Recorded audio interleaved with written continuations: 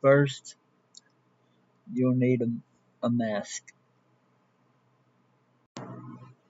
paints and paint brushes, as well as paint pens, Sharpie markers,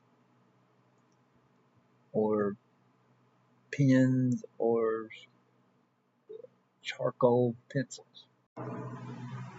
Now, the next step is to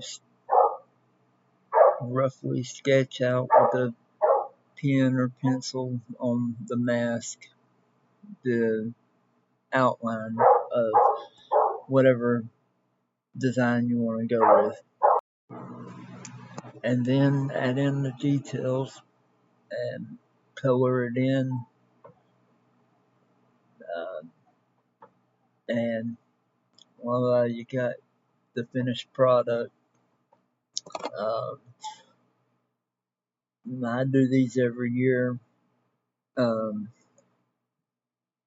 this one is like it's meant to look like that, just by the way, because he's a